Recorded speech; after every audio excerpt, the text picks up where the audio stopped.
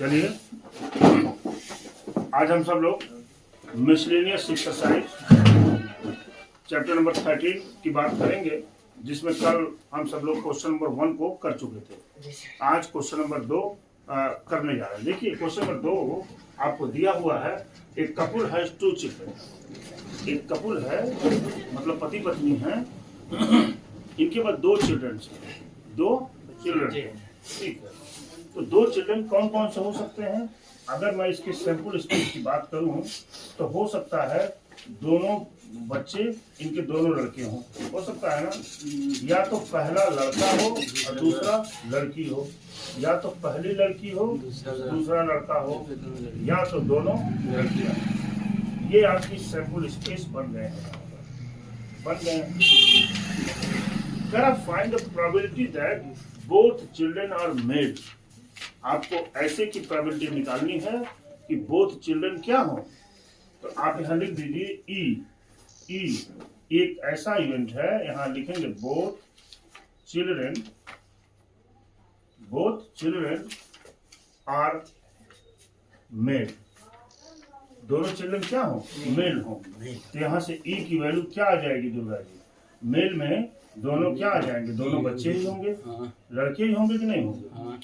अच्छा, it is known that given हुआ at least one of the children is male. और if ऐसा है, यफ एट लीस्ट क्या कह रहा है? At least one of the children is क्या है? मेल। इसमें से एक चिल्ड्रन क्या हो? मेल हो। तो कम से कम एक माने 2 भी चलेगा। तो ये G1 G2 छूट जाएगा। क्यों? यहाँ से B1 B2 और B1 G2 और G1 B2 हो गया कि नहीं? अच्छा, यहाँ से PE की प्रोबेबिलिटी कितनी हो जाएगी? 1/4। क्यों जी? यहाँ से PF की प्रोबेबिलिटी क्या हो जाएगी? 3/4। दोनों में कॉमन निकाल लीजिए। PE इंटरसेक्शन F, दोनों में कॉमन तो B1 और B2 ही है, यानी 1/4। क्यों? मिल गया कि नहीं? कह क्या रहे हैं ये? काम क्या करने हैं आपको? P कौन सी इवेंट दे रखी है? E की।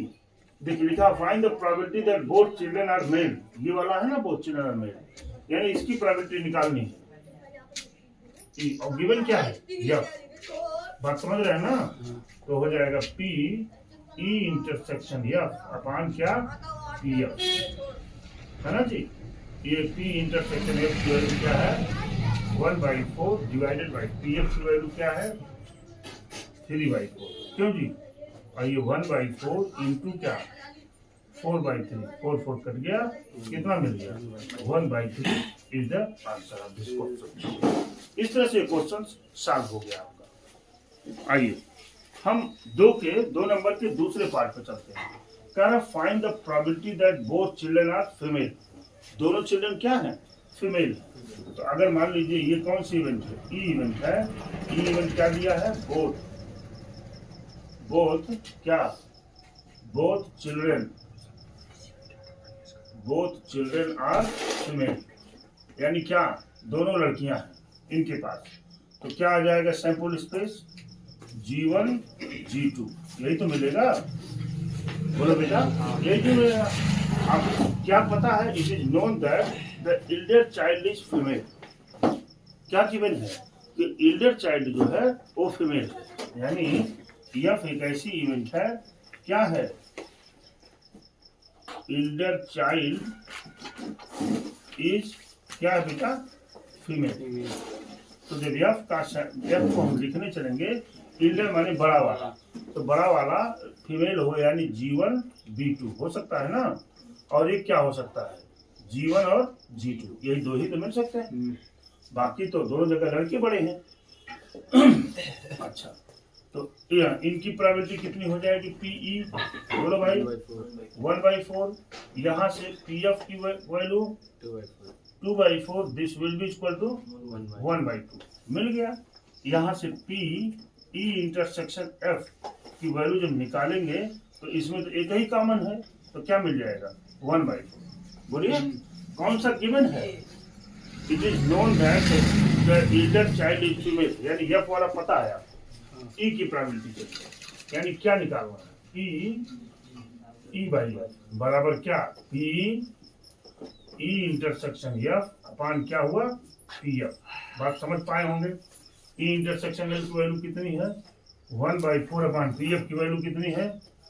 1/2 है ना जी, यानी 1/4 इंटू क्या?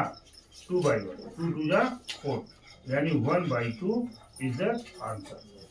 इस तरह से आपके 2 नंबर क्वेश्चंस भी सॉल्व हो गए, 2 नंबर के दूसरे पार्ट के क्वेश्चन हो गए। देखिए कितना आसान है प्रोबेबिलिटी। आप फॉर्मूला लगाइए और उत्तर को घर ले जाइए। There are suppose that 5% of men and 0.25% of women have grey hair. इतने लोग क्या करते हैं? ग्रे हेयर रखते हैं, ठीक है। A grey hair person is selected at random. एक ग्रे हेयर व्यक्ति को रैंडमली सेलेक्ट किया जाता है, ठीक है। What is the probability of this person being mail?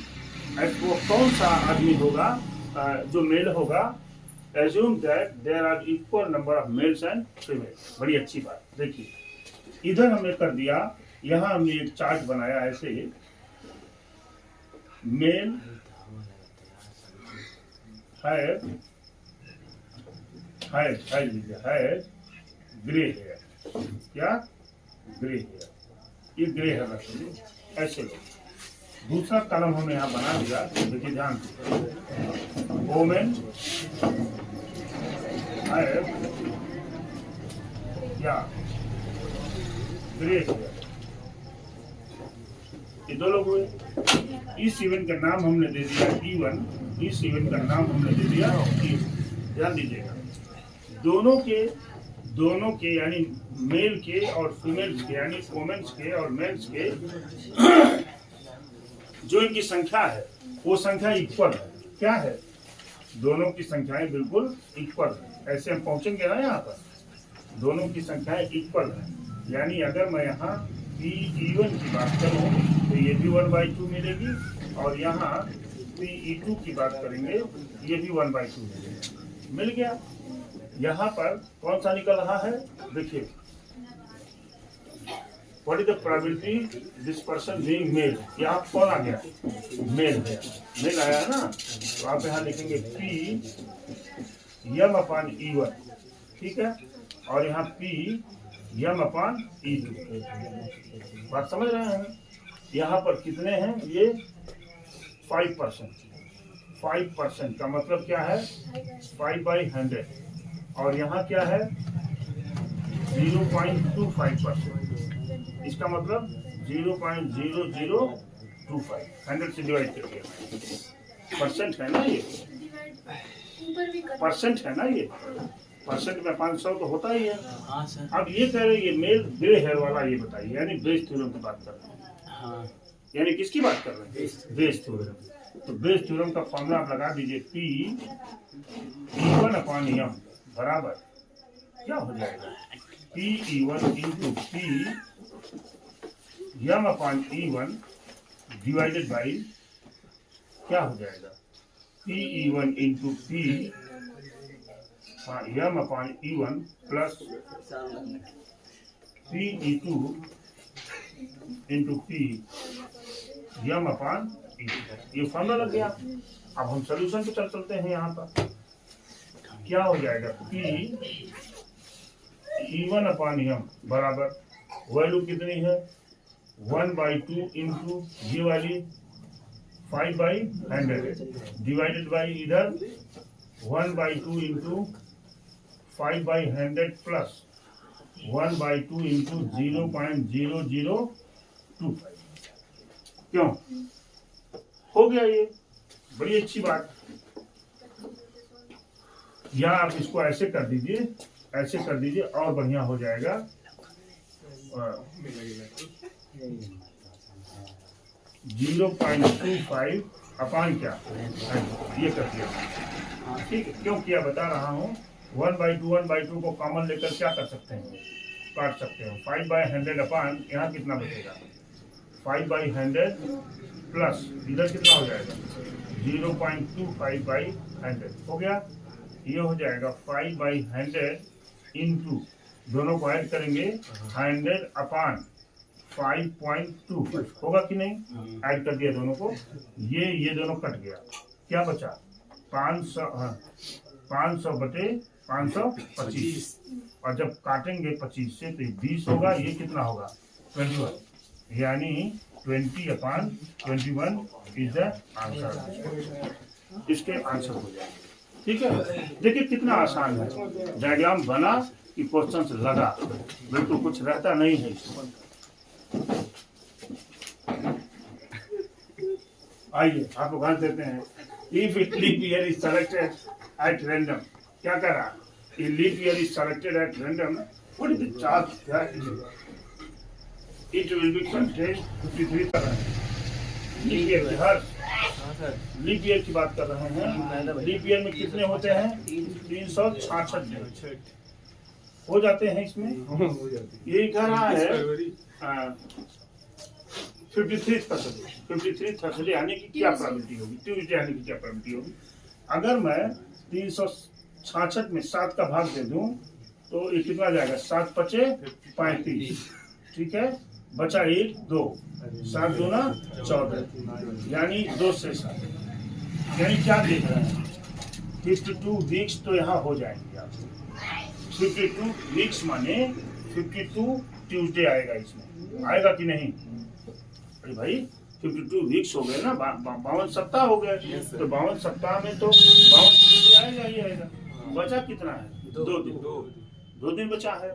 अब इन 2 दिनों में जो 2 दिन बच रहे हैं, 2 दिन में हो सकता है कि पहला दिन आपका संडे हो, दूसरा मंडे हो सकता है ना, ये संडे हो अथवा मंडे हो, ब्रैकेट बंद कर लीजिए इसको। दूसरा क्या हो सकता है, या तो मंडे हो या तो क्या हो ट्यूसडे, या तो क्या हो ट्यूसडे हो, या तो क्या हो ट्यूसडे हो, इसके बाद क्या आता है वेडनेसडे हो। क्यों जी, ये हो गया, या तो वेडनेसडे हो अथवा थर्सडे हो, क्यों, या थर्सडे हो अथवा फ्राइडे हो, ये हो सकता है। या तो फ्राइडे हो और सैटरडे हो, या तो सैटरडे हो और संडे हो, क्यों, या तो संडे हो या तो हो गया। ये पॉसिबिलिटी है उन 2 दिनों में होने की, जो 2 दिन बच रहे हैं, इन 2 दिनों में होने की इतनी पॉसिबिलिटी हो सकती है, जो हमने सैंपल स्पेस में बंद कर दिया। अब ये कह रहे हैं कि जरा उसकी प्रॉपर्टी बता दीजिए कि ये ट्यूसडे कब होगा। ट्यूसडे कब होगा? तो ट्यूसडे देखिए टोटल कितने हैं 7, 4 5 6 7, टोटल 7 हो गए। अंकुर परिणाम कितने हैं? ट्यूसडे देखिए 2 जगह आ रहा है, तो 2/7, दिस इज योर आंसर। ऐसे क्वेश्चन आप सॉल्व करेंगे एग्जामिनेशन में जब आएगा तो 2/7, और यहाँ लीप ईयर के जगह पर जनरल ईयर अगर दे देंगे ये, तो इनकी प्रोबेबिलिटी 1/7 हो जाएगी। आप क्वेश्चन को ध्यान दीजिएगा कि ये लीप ईयर की बात कर रहे हैं कि जनरली की बात कर रहे हैं। वहाँ 365 दिन हो जाएंगे और एक शेष आएगा, तो वहाँ 7 सप्ताह में से कोई एक दिन हो सकता है ट्यूसडे, क्यों, तो 1/7 हो जाएगा। क्वेश्चन नंबर 12 की बात कर रहे हैं, कह रहा है suppose we have 4 boxes A B C and D containing colored marble as given। ऐसे वो विक्रेता है, मार्बल बेचने वाला विक्रेता है, वो मार्बल को ऐसे सजा कर रखा हुआ है बॉक्स में, दुकानों पर रखे भी रहते हैं इस तरह से मार्बल्स वगैरह, ठीक है। अब ये कह रहे हैं कि इन बक्सों में से कोई एक बक्सा रैंडमली चूज किया जाता है, इन बक्सों में से कोई एक बक्सा रैंडमली चूज किया जाता है, रैंडमली चूज करके मार्बल को निकाला जाता है, और मार्बल लाल रंग की, इन्होंने दे दिया मार्बल लाल रंग की है। तो अब ये बताइए कि वो बॉक्स ए से आया हो उसकी प्रोबेबिलिटी, बॉक्स बी से आया हो उसकी प्रोबेबिलिटी, बॉक्स सी से आया हो उसकी प्रोबेबिलिटी। तो देखने से क्या लग रहा है कि रिवर्स प्रोबेबिलिटी की बात कर रहे हैं, और निश्चित रूप से रिवर्स प्रोबेबिलिटी में हम बेस थ्योरम का इस्तेमाल करते हैं। क्यों? तो आइए यहाँ पर देख लें।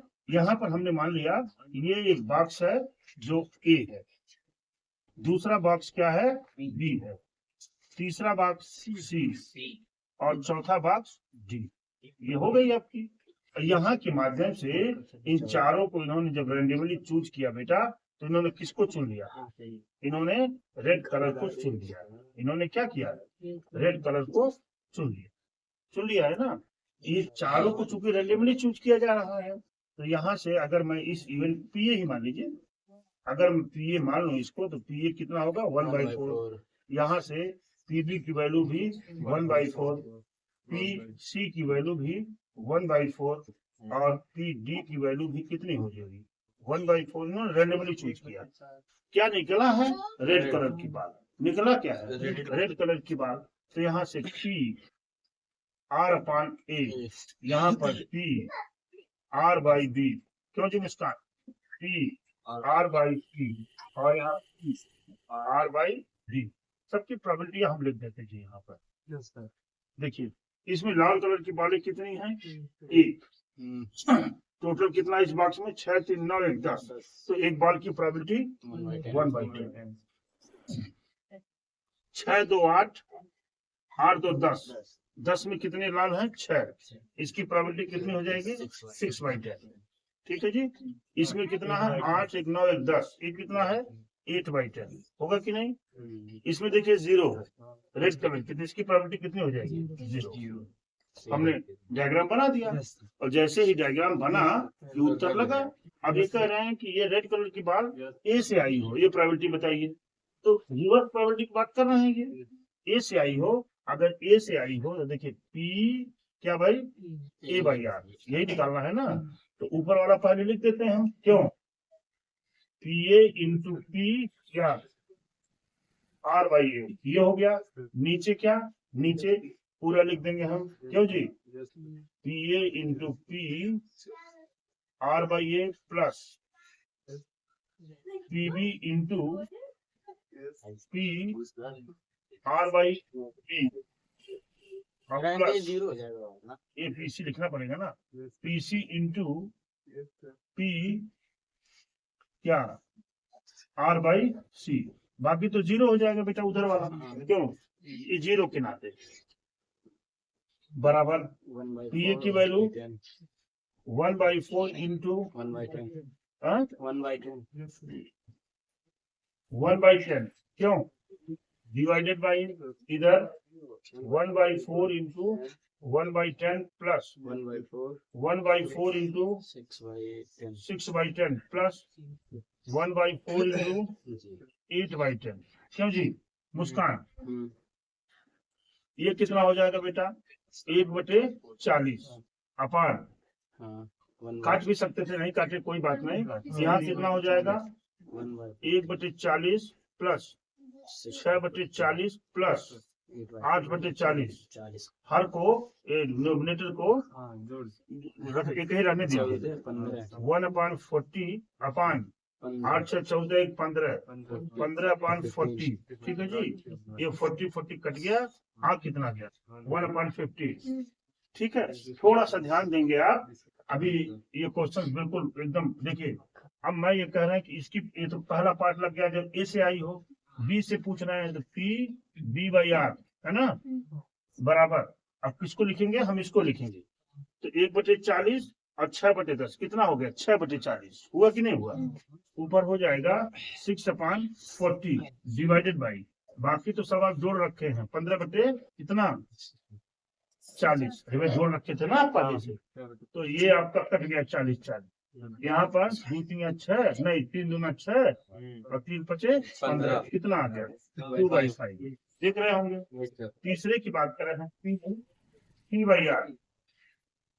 तो पहले इसको लिख लें। देखिए 8/40 हो जाएगा ऊपर ना, 8/40 ऊपर हो गया 8/40 और डिवाइडेड बाई नीचे वाला कितना आया है 15/40। क्यों जी मुस्कान, ये 40 कट गया, कितना बचा 8/15। This is your answer. देखिए क्वेश्चन नंबर 12 आपने बड़ी ही बुद्धिमानी से इस क्वेश्चन को आपने लगा दिया, ठीक है ना।